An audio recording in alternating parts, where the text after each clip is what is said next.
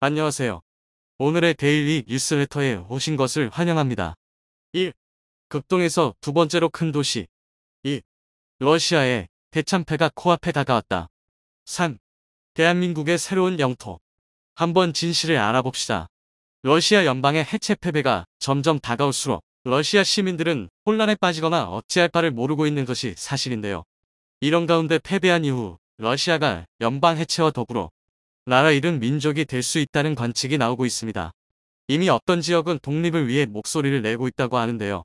최근 극동 지역에 위치한 한 도시 하바롭스크에서 한국을 외치며 반푸틴의 목소리를 높였다고 하는데요. 대체 이곳에서 어떤 일이 일어나고 있으며 하바롭스크의 지도자가 왜 한국을 외쳤는지에 대해 지금부터 자세하게 설명해 드리겠습니다. 푸틴은 바보다. 뉴욕타임스가 공개한 음성에는 뚜렷하게 푸틴에 대한 러시아 군인들의 분노가 담겨 있었습니다. 어리석은 전쟁에 러시아 병사들은 지쳐 있었죠. 언론을 통해 러시아 병사들의 실제 육성을 공개, 현 전쟁에 많은 이들이 분노하고 있으며 싸우는 당사자들도 예외는 아니라는 사실을 밝혔습니다. 전쟁 범죄와 러시아 정부에 대한 환멸이 가감없이 담겨 있었죠. 키이우 북부 위성도시 부차시의 주도남 병력은 가족들이 그립다고 말하며 러시아로 복귀하길 원했습니다. 그들이 원했던 것은 평화로운 옛날이었죠. 그러나 이러한 소망이 이루어지는 것은 현재 불가능에 가깝습니다. 대규모 동원령을 내린 푸틴은 주변의 만류에도 불구하고 자신의 뜻을 꺾으려고 하지 않았기 때문이죠. 그의 뜻에 거역하는 것은 곧 죽음이나 다름없는 일. 주변 관료들 역시 푸틴의 눈밖에 벗어나지 않기 위해 조심하고 있습니다. 말릴 사랑 하나도 없는 푸틴의 명령에 많은 러시아인들은 끔찍한 악몽을 꿔야 했습니다. 사랑하는 남편과 아들, 그리고 아끼는 이들의 사망 소식이 우크라이나 전장에서 끊임없이 전해지는 가운데 러시아인들은 더는 참을 수 없다는 판단을 내린 것이죠. 결국 대다수의 러시아인들은 발길을 옮겨 살 길을 찾게 됩니다. 로이터 통신은 도망치는 러시아인들의 모습을 취재했는데요. 조지아, 국경 근처로 밀려오는 러시아인들의 모습에서는 불안과 초조, 그리고 당혹감을 그대로 느낄 수 있다고 합니다. 예비군 동원령 직후 짐을 싸서 탈출하는 이들이 기계 장사진을 치고 있지만 몰려드는 인원 때문에 이동이 여의치 않자 징집 대상자인 러시아인들은 산을 타고 넘거나 몰래 강을 타고 국경을 넘으려는 모습을 보였습니다. 그러나 이러한 탈주를 예측한 러시아군은 이들을 모두 체포했죠. 약한 경계망이라 생각되는 강과 국경지대에 경력을 풀어 도망치는 이들 러시아인들을 압송하는 한편 국경지대 수비를 강화하는 모습을 보였습니다. 안타깝게도 러시아인들을 수용하기 어려운 타국들 역시 러시아인 탈주에 도움을 주지 못하고 있습니다. 조지아 지역은 자국 군인을 파견, 조지아 국경지대 방어를 강화하는 한편 러시아인들 이주를 철저하게 동제했습니다. 북오세티아, 동아국 역시 이들을 받지 않았고 러시아인들에게 경고 메시지를 보내는 모습을 보였죠. 카자흐스탄과 몽골 지역으로 도망치는 이들 역시 매한가지였습니다. 살고자 도망치는 이와 죽을 장소로 보내려는 러시아 군의 충돌은 현재 진행형이었고 각자 도생할 수밖에 없었습니다. 이런 가운데 저항하려는 이들도 있었는데요. 대규모 시위를 조직하거나 징집 명령에 거부하는 행동을 보였습니다. 러시아 남서부 자치공화국 다게스탄에서는 대규모 시위가 벌어졌는데요. 남쪽으로 아제르바이잔, 조지아와 접한 이 지역에는 많은 수의 러시아인들이 전쟁을 반대하며 징집 명령을 거부하는 시위를 벌이며 푸틴 독재에 분노하는 이들로 가득 찼습니다. 징집 명령에 순순히 따르는 듯한 모습을 보인 러시아인들이 갑작스럽게 총기를 꺼내고 징집센터를 향해 총격을 가하거나 불을 지르는 행동도 관측되었는데요. 뉴욕타임스에 따르면 징집센터를 비롯한 군 건물 총 54채가 이번 동원령으로 인해 불을 타거나 총격에 휩싸이는 문제를 겪었다고 보도했습니다. 그리고 시베리아 동쪽에 위치한 하바롭스크시에서 심상치 않은 움직임이 일어났습니다. 1만 명에 달하는 인원이 모여 푸틴을 비난하는 한편 심지어 러시아 연방에서 독립하겠다는 이야기까지 등장한 것입니다. 그러지 않아도 현재 러시아의 장악력이 후퇴하는 상황이었기에 연방 해체와 전쟁 이후 상황에 대해 걱정하는 러시아인들이 많았습니다. 실제로 아제르바이잔의 경우 대놓고 러시아를 무시하는 모습을 보이며 옆 나라 아르메니아 침공을 계획 중이라고 하는데요. 아제르바이잔과 아르메니아는 오랜 기간 영토 분쟁으로 앙숙이었던 사이였습니다. 수적으로 우세한 아제르바이잔은 아르메니아 침공을 계획할 정도로 아르메니아 합병을 진지하게 고려했는데요. 그러나 러시아가 중간에 나서며 아르메니아를 방어했고 러시아의 힘에 굴복한 아제르바이잔은 형식적으로 아르메니아와 좋은 관계를 유지하며 살얼음의 노임 평화를 유지하고 있었죠. 그런데 러시아가 약해지면서 눈치를 볼 필요가 없어졌고 아제르바이잔은 석유의 힘을 이용해 무기를 수입, 아르메니아 침공을 위한 준비를 시작한 것입니다. 힘이 약한 러시아는 더는 아제르바이잔을 제어할 수 없게 된 것이죠. 조지아에서도 비슷한 일이 일어나며 러시아와 밀접한 인연을 이어갔던 이들 국가들은 러시아를 부정하며 자기만의 독립 계획을 생각하는 등 러시아 체제가 뿌리부터 흔들리고 있습니다. 이런 와중에 하바롭스크가 독립을 외치며 러시아로부터 자유로워질 것을 선언하며 거리로 뛰쳐나온 것인데요.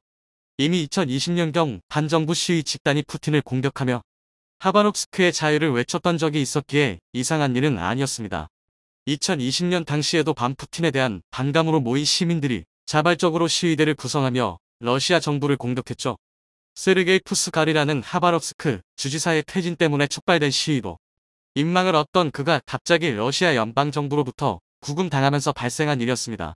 당시 주지사였던 그는 살인 주모 혐의를 받으며 연방보안국 FSB 요원에 의해 끌려가는 수모를 겪었는데요. 어떠한 항변 기회도 주어지지 않고 연방 요원들에 의해 모스크바로 압송된 그는 그 즉시 감옥에 갇혔습니다. 하루아침에 주지사를 잃은 하바롭스크 시 주민들은 당연히 설명을 요구했지만 푸틴은 이를 듣지 않았죠. 그저 2004년 범죄 조직의 기업인 사례에 푸스갈이 연루된 정황이 확보되었기에 구금했다는 설명만 있었죠. 푸스갈은 검소한 생활과 시민들을 위한 정책으로 큰 인기를 누렸습니다. 푸틴이 소속된 통합러시아당과는 반대되는 자유민주당 소속의 정치인으로 활동했는데요. 날이 갈수록 인기를 끌고 있는 그를 못마땅하게 여긴 푸틴이 그를 억제하기 위해 구금했다는 분석이 지배적이었습니다. 실제로 그는 억류된 이후 다시 햇빛을 보지 못했는데요.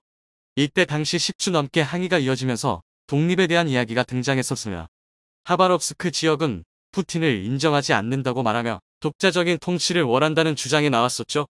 특히나 하바롭스크 주민들 상당수가 젊은 남성들이었기에 피해는 말할 수 없을 정도로 극심했는데요. 하바롭스크 주민들은 일제히 들고 일어나 푸틴의 징집령을 거부했습니다. 푸스갈을 대신해 주지사 대행을 맡은 자유민주당 소속 하바롭스크 주지사 대행 미하일 데그타료프는 시민들과 동참하며 푸틴의 명령을 거절하는 한편 한국의 도움을 구하는 모습을 보이게 됩니다. 하바롭스크는 한국과 30년 이상 교류를 이어가며 러시아인들을 위해 한국어 교육 프로그램을 열어주는 한편 한국 기업의 투자를 유치하며 인연을 이어갔는데요. 한국 역시 하바롭스크와 인연을 쌓은 것은 바로 하바롭스크의 경제적 가치와 고려인들 때문입니다. 과거 스탈린에 의해 끌려온 고려인 동포들이 극동 최대 도시 하바롭스크에 거주하고 있는데요. 이들은 하바롭스크에 상당히 영향력을 행사하며 하바롭스크 경제에 큰 이바지를 하고 있는데요. 이들과 오랜 인연을 쌓아온 자유민주당은 한국인들과 밀접한 관계에 놓인 사람들이죠. 그렇기에 자유민주당 계열 러시아인들은 한국과 협력해 하바롭스크 부흥을 꿈꾼 이들이 많았습니다. 한국 기업이 가진 놀라운 기술력을 하바롭스크에 퍼져있는 광물과 결합, 제조업은 물론이고 첨단 산업에 이르는 영역까지 협력할 수 있다고 바라본 이들이 많습니다. 그렇기에 이들은 한국을 주저없이 파트너로 선정하면서 러시아에서 독립하는 것은 물론 한국과 손을 잡을 수 있다고 말하며 한국에게 열린 자세로 다가온 것입니다. 블라디보스토크 다음으로 극동 아시아 지역에서 가장 큰 영토와 세력을 가진 하바롭스크를 한국이 품게 된다면 러시아 극동 지역의 넓은 영토는 물론이고 그 아래에 잠든 다량의 광물까지 손에 넣을 수 있는 상황.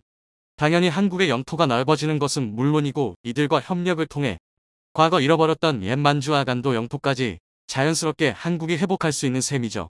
얼마 전까지만 하더라도 유럽에서 대한민국의 K9자주포는 마개적인 비난의 대상이었습니다. 심지어 어떤 나라에서는 대한민국에서 만들었다는 것 자체만으로 신뢰도가 떨어진다며 괴란 시비를 걸기도 했는데요. 이는 굴러온 돌이 박힌 돌을 빼내는 격이다 보니 주변국들의 지나친 견제 때문입니다. 특히 자주포로 유명한 독일과 영국의 쇄방이 심했는데요. 뿐만 아니라 영국을 필두로 항명연방 소속 약 50여 개국은 방산시장에서 대놓고 대한민국을 무시하기 바빴습니다. 게다가 독일은 사사건건 K9 자주포에 들어가는 독일제 변속기를 들먹이며 수출 사업의 회방을 놓았습니다. 그런데 최근 상황이 반전됐습니다. 얼마 전 명면방 소속인 캐나다가 대한민국의 K9를 긴급 요청했다는 보도가 나온 것입니다. 한 방산업계 관계자의 말에 따르면 캐나다 국방부와 16, 18문 정도의 K9 자주포 긴급 수입 문제에 대해 논의가 이루어지고 있다고 한 것인데요. 실제로 현재 캐나다의 상황을 보면 이런 주장은 가능성이 꽤 높습니다. 캐나다는 대표적인 나토 소속 국가로 우크라이나 전쟁이 발발하자 미국과 함께 가장 적극적인 지원을 아끼지 않은 나라입니다. 특히 캐나다는 우크라이나뿐만 아니라 같은 나토 동맹국이자 러시아와 국경을 접하고 있는 발트 3국 중 하나인 라트비아에도 병력과 각종 군사 장비를 파견했는데요. 그렇다 보니 아이러니하게도 정작 자국을 보호할 전력이 급격하게 부족해졌습니다. 그리고 이런 상황에서 가장 무수한 자주포를 가장 빠르게 도입할 수 있는 게 대한민국뿐이라는 사실을 깨달은 건데요. 만약 K9가 캐나다에 수출된다면 한국 무기가 처음으로 미주 세력, 즉 명면방 국가에 진출하는 기념비적인 순간이 될 것입니다. 그런데 정작 국내 일각에서는 정반대의 반응을 보이고 있습니다. 대한민국 무기 수출에 또 다른 변곡점이 될 이번 소식에 대해 방위사업청과 제작사인 한화에어로스페이스에서 K9 캐나다 수출은 명백한 오보라는 충격적인 입장을 밝힌 것입니다. 이게 과연 어떻게 된 일일까요? 오늘은 캐나다가 미국이 아닌 한국의 K9 자주포를 도입하려는 이유와 그동안 숨겨졌던 진실에 대해 알려드리겠습니다. 만약 캐나다의 긴급 요청이 사실이라면 단순히 역시 K9이지라고 끝날 얘기가 아닙니다. 그 이유는 캐나다가 가진 국제사회에서의 상징성 때문인데요. 캐나다는 명면방 국제기구, 나토, 5아이드 등 세계를 움직인다고 해도 과언이 아닌 다수의 동맹관계에서 핵심적인 역할을 담당하고 있습니다. 그리고 이는 곧 캐나다의 국제적인 영향력이 미국, 영국 등과 함께 어깨를 나란히 해도 전혀 부족하지 않다는 의미입니다. 그런데 이런 캐나다의 K9가 도입된다면 다수의 국제기구에서 K9의 위상은 범접불가의 영역에 들어서게 됩니다. 국가 대 국가의 거래로 이루어지는 방산시장은 대단히 보수적이라는 특징을 갖고 있습니다. 그도 그럴 게 당장 자주포만 봐도 한번 교체하면 최소 수십 년은 운용하는 경우가 허다합니다. 심지어 반세기가 넘는 시간 동안 같은 무기체계를 운용하는 경우도 적지 않은데요. 그렇다 보니 무기체계는 기본적으로 극한 환경에서도 신뢰도가 높아야 하고 유지보수 또한 쉬워야 합니다. 즉 성능은 기본이고 신뢰도, 유지보수, 운용 난이도, 빠른 납품 기한까지 모두 기준치를 만족해야 비로소 무수한 무기체계로 취급받을 수 있습니다. 상황이 이렇다 보니 실전 경험이 극히 제한적인 현대사회에서 이른바 강대국이라고 부를 수 있는 나라들이 어떤 무기를 도입했다는 건 그 자체만으로도 흥행 보증수표나 마찬가지가 됐습니다. 그리고 이런 현상은 서로 우방민 국가들의 경우 특히 심하게 작용합니다. 무기 도입 사업이 결코 적은 금액이 동원되는 게 아니다 보니 각 나라들은 모험을 피하기 시작했습니다. 그런데 굵직굵직한 국제기구에 모두 포함된 캐나다가 한국을 선택을 했다는 것은 이미 검증된 무기체계라고 전 세계에 홍보하는 것과 마찬가지입니다. 이는 대한민국 입장에서는 새로운 시장이 열리는 것입니다. 그동안 한국산 무기는 싼 맛에 쓰는 무기라고 생각하는 미국과 K9 자주포를 무시해보던 명면방 국가들에게 제대로 한 방 먹일 수 있는 기회가 찾아온 것인데요. 다시 말해 캐나다의 K9 수입은 세계 자주포 방산 시장에 종지부를 찍는 마침표라 할 수 있습니다. 하지만 문제가 생겼습니다. 캐나다의 K9 도입 소식이 들리자 방위사업청과 제작사인 한화에어스페이스가 이를 전면 부정했다는 것입니다. 국내 언론사의 보도에 따르면 K9 자주포가 우방국들의 관심을 받는 것은 맞지만 공식적으로 논의된 바가 없다고 밝힌 것입니다. 이로 인해 캐나다의 K9 도입은 언론이 설레발을 친 해프닝으로 기록되고 있는데요. 그러나 여기에는 일반인들은 알기 어려운 비화가 숨겨져 있습니다. 즉 우리군의 묘청에 따른 눈속임일 가능성이 높습니다. 그 이유는 다름 아닌 우크라이나 전쟁 때문입니다. 현재 캐나다는 우크라이나에 적극적인 지원을 아끼지 않고 있습니다. 더군다나 러시아와 국경을 맞댄 라트비아에도 캐나다 무기체계를 전진 배치시키면서 러시아에 대한 견제를 숨기지 않고 있습니다. 그런데 이런 상황에서 한국이 K9를 수출한다면 간신히 잠잠해진 무해 지원 논란이 또다시 재점화될 수 있습니다. 이를 부담스러워하는 우리 군에서 일단 세계적 관심이 사라질 때까지 캐나다의 K9 도입을 은밀히 추진할 가능성이 높다는 것이죠. 게다가 캐나다의 K9 도입 가능성을 뒷받침하는 증거는 여기서 끝이 아닙니다. 우선 지금 당장 캐나다의 발등엔 불이 떨어졌기 때문입니다. 비관적으로 보면 캐나다가 K9를 도입하지 않으면 곡사포 하나 없이 나라를 지켜야 할 지경인데요. 사실 성능과 가격으로 따져왔을 때 전 세계 어디를 뒤져봐도 K9를 대체할 만한 자주포가 없는 게 사실입니다. 심지어 K9는 현대 무기체계에서 실전 경험을 한 명반대는 자주포입니다. 즉, 성능도 입증됐다는 뜻입니다. 바로 2019년 카슈미르를 둘러싼 인도, 파키스탄 간의 분쟁입니다. 당시 파키스탄은 중국산 SH-155mm 자주포 36문을 앞세워 인도의 카슈미르를 공격했는데, 다행히 인도는 그해 실전 배치된 대한민국의 K9 자주포 10문으로 중국제 36문의 SH-2를 막아 세웠습니다. 즉, 대한민국의 자주포와 중국의 자주포가 대리전을 치른 것입니다. 그런데 상황은 K9 자주포가 3.6길로 매우 불리했습니다. 실제로 다수의 군사 전문가들도 중국 SH-1의 우세를 점쳤습니다. 아무리 질적 차이가 난다고 하더라도 당장 수적 측면에서 중국이 유리했기 때문입니다. 그런데 이 국지전의 결과는 전 세계를 경악하게 만들었습니다. 모두의 예상을 뒤엎고 K9와 인도군이 승리한 건데요. 심지어 K9의 모든 목표물을 정확히 명중시킨 반면 중국의 SH-1은 단 한 대의 표적도 마치지 못했습니다. 말 그대로 인도와 파키스탄이 치른 자주포 대리전에서 대한민국이 중국을 박살내버린 것입니다. 오죽하면 이 사건을 계기로 K9에 완전히 반해버린 인도군이 초기 도입했던 100대에 더해 200대 추가 도입이라는 과감한 결정을 내릴 정도였습니다. 반면 자주포 대리전에서 대패한 중국의 수모는 아직 끝난 게 아니었습니다. 인도가 추가 구입한 K9 자주포를 인도의 중국 국경 분쟁 지역인 라다크에 배치해버린 것인데요. 그런데 여기서 대리전에 이어 자칫 실전에서도 패배할 것을 염려한 중국은 인도의 추가 배치를 그저 지켜볼 수밖에 없었습니다. 그런데 이 사건으로 인해 세계 방산 시장에 끼친 효과는 어마어마했습니다. 자존심 때문에 K9 도입을 앞세우던 명국조차 결국 국방개선 사업 MFP 프로그램에서 자체 생산을 포기하고 K9A2 도입을 검토 중일 정도입니다. 2021년 기준 K9는 이미 전 세계 자주포 시장의 무려 69%를 점유하고 있습니다. 사실상 이 정도면 독점에 가까운데요. 다시 말해 아시아 변방의 작은 나라에서 만든 자주포가 나토의 표준이 된 것입니다. 그리고 이 덕에 K9는 거의 세대 변화에 맞먹을 정도로 엄청난 개량을 이루고 있습니다. 다수의 국가에서 쌓은 수많은 데이터와 막대한 대량 생산으로 빠르고 효과적인 개량이 이루어지고 있는 것입니다. 일례로 2023년 개발이 예정된 K9A2는 기존 K9에 비해 훨씬 뛰어난 성능을 자랑합니다. 최대 사거리부터 발사속도 등 모든 부분에서 업그레이드가 진행되고 있고, 일부이긴 하지만 무인 자동화를 적극적으로 도입해 미래전장의 핵심 공격 자산으로 자리매김하기 위해 준비 중입니다. K9A2는 사격 방향을 향해 포를 정렬시키는 방열은 물론 충격이 강한 둔감형 장약의 개발로 기존에는 사람이 넣어줘야 했던 장약까지 K9A2에서는 자동화가 이루어질 예정입니다.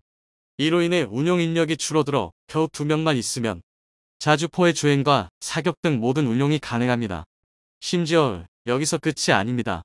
최근 K9의 3세대 개량 형민 K9A3에 대한 유력한 정보가 공개됐는데요. 이 때문에 한국의 뒤를 바싹 뒤쫓아오던 여러 나라들이 이를 다물지 못했습니다. 대다수의 전문가는 K9A3가 개발된다면 이제는 미국 시장마저 공략할 수 있다고 예측하고 있기 때문입니다. 이는 단순한 희망사항이 아니라 충분히 가능성 있는 미래입니다. 지난 수십 년간 미국을 포함한 방산 선진국들은 항공모함, 핵잠수함, 핵무기처럼 하이엔드급 최상위 무기 개발에 주력해왔습니다. 하지만 반대로 대한민국은 장갑차와 자주포 같은 재래식 중형 무기 개발에 신혈을 기울여왔습니다.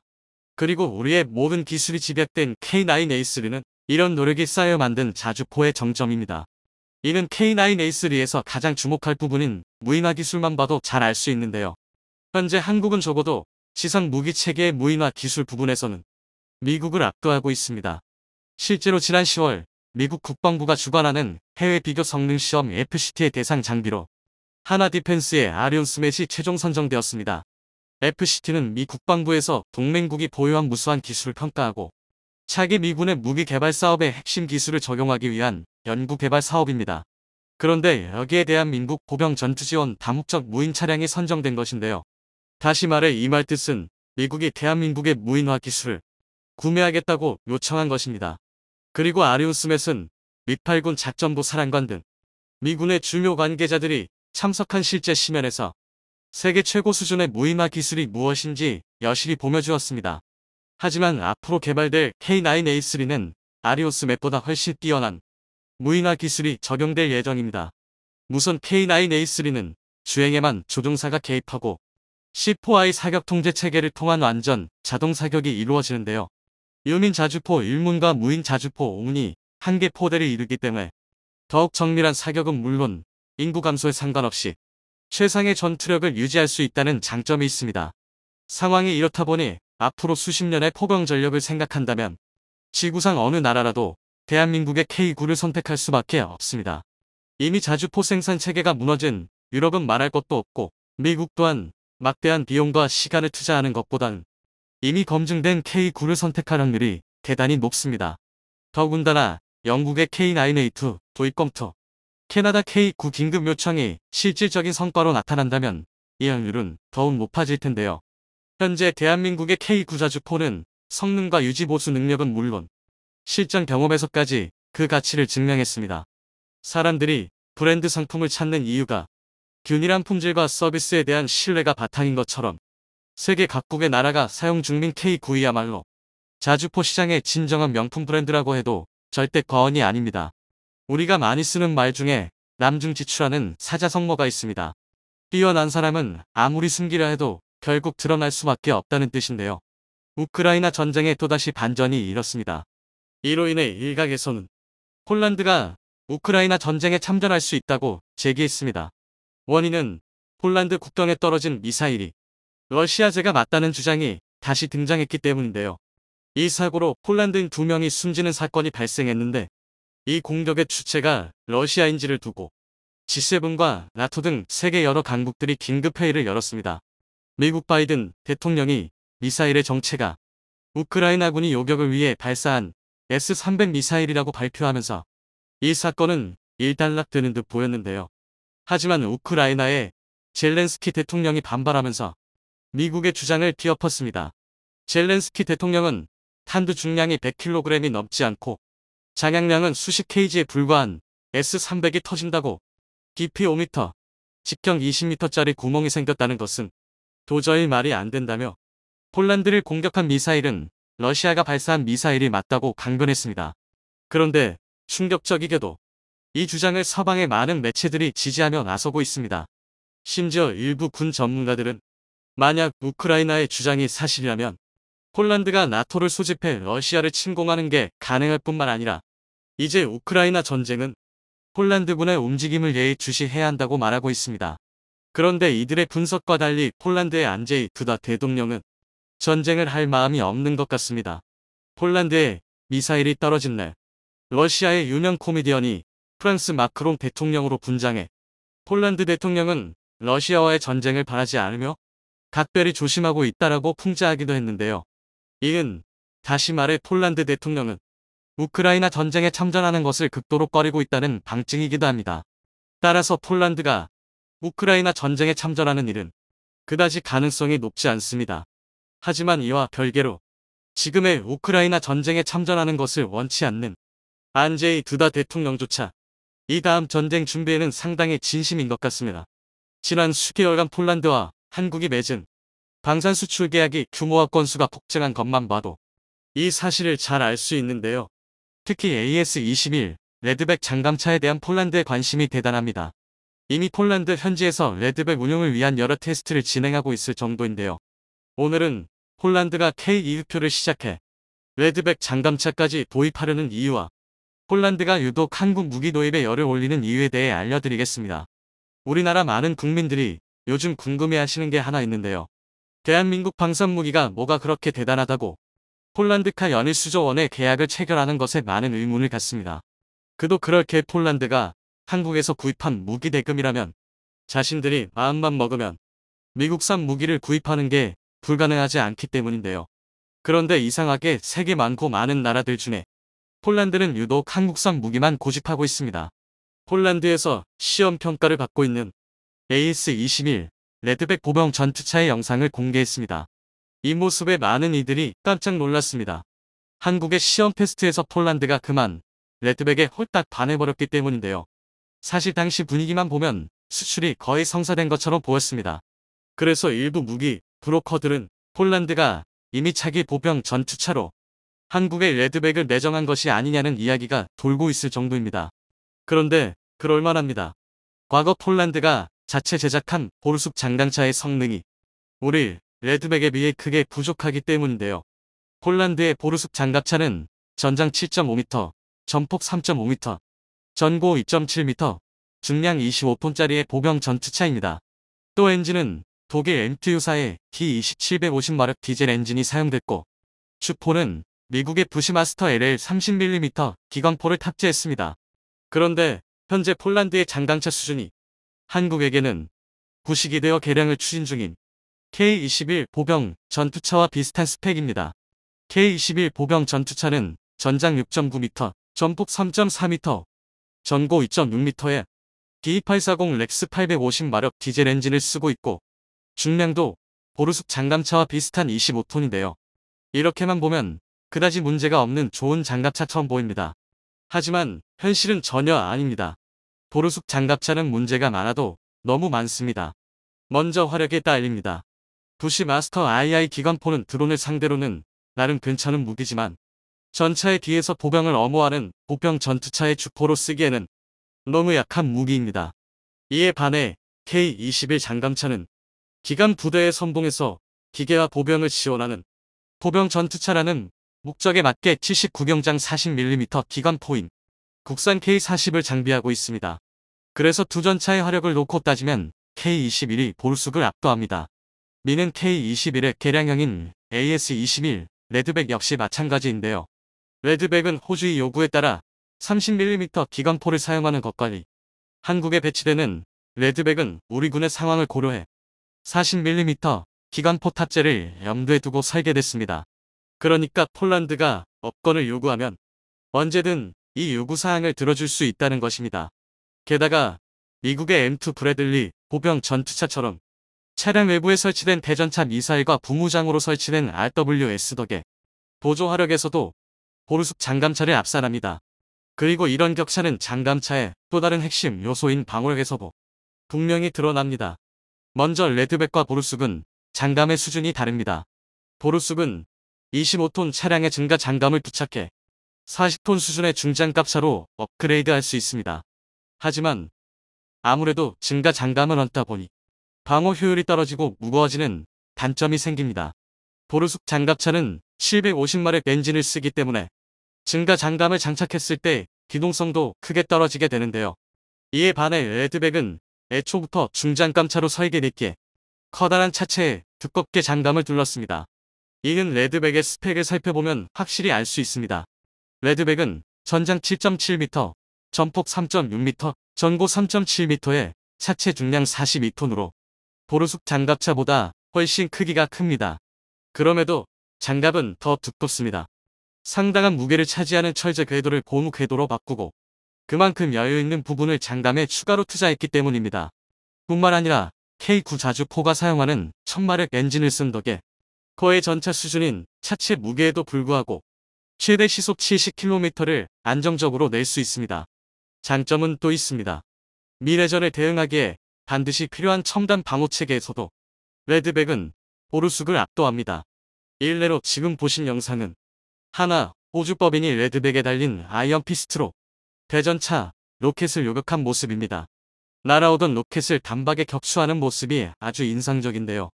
이 아이언 피스트 체계는 이스라엘의 엘비사가 개발하였으며 현존하는 능동 방호 체계 중 가장 선진적인 체계입니다. 이에 반해 보르숙 장갑차는 우크라이나 자슬론사의 능동 방호 체계를 사용합니다. 그런데 이것이 나쁘지는 않지만 그렇다고 좋다고 말할 수도 없는 무기 체계입니다. 특히 보병 전투차의 주임무인 하차 한 보병과의 협동 전투 중 적의 미사일을 요격하면 파편이 아군 보병에게 날아올 수 있다는 동부권 능동 방호 체계의 한계를 그대로 답습했습니다. 정리하자면 보르숙 장갑차는 모든 면에서 한국의 레드백의 상대가 되지 않습니다. 그리고 바로 이 부분 때문에 폴란드 군인들은 자국 정부에게 방위산업 발전이라는 국익을 접어두더라도 보르숙 장갑차 대신 AS21 레드백을 사자고 주장하고 있습니다. 지금 당장 러시아와 전투가 벌어질지도 모를 판에 성능이 떨어지는 장갑차를 살 수 없다는 건데요. 이게 무슨 말이냐면 최근 폴란드는 심각한 전쟁 위기에 노출되어 있습니다. 정체불명의 미사일이 폴란드에 떨어져 2명이 사망하자 폴란드 내 반러 세력들이 러시아의 소행임을 주장하며 참전을 주장하고 나섰기 때문입니다. 이에 대해 폴란드 안제이 두다 대통령은 서론에서 말씀드린 대로 전쟁을 막기 위해 동분서주하고 있습니다. 외교적으로는 강경 발언을 쏟아내며 폴란드의 잠재 적국에게 경고 메시지를 보내고, 국내적으로는 극단 세력을 다독이며 전쟁 대신 전쟁 대비를 강화하는 것으로 사태를 마무리한 겁니다. 하지만 이는 어디까지나 미봉책에 불과합니다. 만약 비슷한 사건이 다시 단 한 번만이라도 더 발생한다면 국내 여론 악화로 폴란드군이 우크라이나 전쟁에 개입하는 것은 기정사실이 될 수 있습니다. 게다가 젤렌스키 대통령의 발언도 문제가 되고 있습니다. 현재 젤렌스키 대통령은 폴란드에 떨어진 미사일이 우크라이나의 S-300이라는 주장을 부인하고 있습니다. 그 이유는 우크라이나군에서 그런 사실이 없다고 자신에게 보고했고, 사고 현장의 폭발 규모가 지대공 미사일의 폭발이라고 볼 수 없을 정도로 매우 컸다는 게 근거인데요. 실제로 S-300 미사일의 탄두 중량은 100kg 정도밖에 되지 않으며 정밀 유도 장치 때문에 탑재된 폭약의 양은 탄두의 절반도 되지 않습니다. 그래서 일부 전문가들 역시 젤렌스키의 주장에 동조하고 있습니다. 이들은 떨어진 미사일의 잔해가 S-300의 부품이 아니라 러시아제 순항 미사일의 부품이라고 주장했습니다. 그러니까 확전을 염려한 미국이 혹시나 모를 사태로 인해 러시아가 핵미사일을 쓰지 못하도록 이 사태를 수습하며 이를 우크라이나의 지대공 미사일로 우겼다는 겁니다. 이는 달리 말해 러시아가 지금처럼 계속 미쳐 날뛰면서 우크라이나에 미사일 공격을 가하다 보면 다시 발생할 수 있다는 뜻인데요. 이렇게 되면 폴란드는 무조건 러시아, 벨라루스와 전쟁에 나설 수밖에 없습니다. 동시에 나토 헌장에 따라 미국, 프랑스, 독일 등 나토 구성원들 역시 전쟁에 끌려가게 되는데요. 그래서 폴란드의 군인들은 만약의 사태에 대비하기 위해 한시라도 빨리 강력한 첨단 무기를 도입해 우크라이나에게 지원한 구식 무기의 빈자리를 한국산 무기로 메워야 한다고 말하고 있습니다. 하지만 폴란드 방산업체가 폴란드군에게 반발하고 있습니다. 폴란드 방산업체들은 보르숙 장갑차는 세계 최고는 아니라도 훌륭한 국산 무기이고 산업발전과 생산성 면에서 외산을 압도한다고 주장했습니다. 전쟁이 나면 추가 도입이 어려운 외산과 달리 자국 내 생산이 얼마든지 가능하다는 건데요. 그런데 폴란드군은 이 주장을 듣고도 레드백 도입을 계속해서 추진하고 있습니다. 그 이유는 폴란드 업체가 주장한 생산성조차 한국이 폴란드를 압도하기 때문입니다. 사실 폴란드는 무려 2010년대부터 차기 장갑차 도입을 추진했습니다. 하지만 폴란드 밤산업체의 비효율적 경영으로 인해 오랜 시간을 투자했음에도 불구하고 만족할 만한 결과를 얻지 못해 폴란드군의 불만이 정말 엄청났습니다. 원인은 폴란드 방산업체가 새 장갑차를 준다더니 구소련제 폐물 장갑차가 거의 환감이 다 되도록 신형 장갑차의 개발조차 완료하지 못했기 때문입니다. 이를 잘 알고 있는 폴란드군은 무기의 개발과 생산이 그리 간단하지 않다는 것과 마땅한 대체제가 없다는 현실을 인정하고 그동안 참고 있었을 뿐인데요. 그런데 옆 나라인 우크라이나에서 전쟁이 터져 자국의 안보가 위협받고 있는 실정이고 자국 기업들보다 월등한 성능의 한국산 무기가 등장하면서 이야기가 달라졌습니다. 그 견인차 역할을 했던 것은 바로 K9 자주포입니다. 현재 폴란드에는 K9의 차체를 그대로 써서 만든 폴란드의 국산 자주포 아즈크라프의 생산을 이미 끝마쳐둔 상태입니다. 또 K9PL의 라이선스 생산을 위해 시설 확장이 논의되고 있는데요. 그런데 레드백은 K9 차체 라인에서 일부 조정만으로 생산이 가능합니다. 즉 폴란드 국내 업체들보다 한국산 장갑차의 생산성은 그들을 압도하고 있습니다. 또 우리 기업들은 폴란드 방산기업과 비교도 안 되는 속도로 빠른 납기를 자랑합니다. 그 증거로 최근 한국은 불과 계약한 지 몇 달 만에 K전차와 K9 자주포를 생산해 폴란드군에게 인계했습니다. 국군이 쓸 물량을 전용해서 준 것이기는 하지만 폴란드의 입장에서는 그야말로 전광석과 같은 속도로 신무기가 납품된 건데요. 그래서 폴란드군은 K9 자주포를 생산하는 하나디펜스의 주력 상품인 레드백 장갑차 역시 계약을 한다면 빠른 시일 내에 공급될 수 있으리라 기대하고 있는 것입니다. 그러니까 AS-21 레드백이 폴란드군에 대량 도입되리려 하는 예측은 결코 망상이 아니란 것이죠. 우리가 기대했던 호주의 랜드 400페이지 사업 자체가 호주의 정치적 변동 같은 변수만 없다면 한국은 충분히 폴란드, 레드백의 수출을 기대할 수 있게 되는데요. 부디 한국 기감 장비에 대한 매력을